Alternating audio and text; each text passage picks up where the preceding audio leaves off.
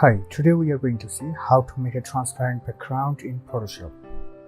So, for making transparent background, you have to remove the background from your image that you want. Then you have to save it as PNG. I've already removed the background of this image and here it is. You can follow the video on this channel. I showed that how to remove background from an image.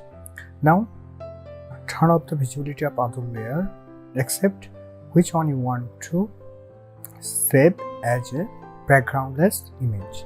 Now go to File and then click on Export, and here you can see Export As.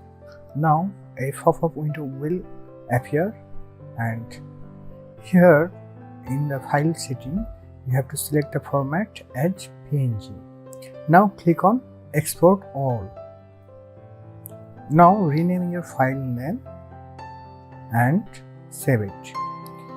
Your image will be reshaped as a backgroundless image. So this is how you can make a transparent background in Photoshop. If you find this video helpful, please like the video, don't forget to subscribe and hit the bell icon. Thanks for watching.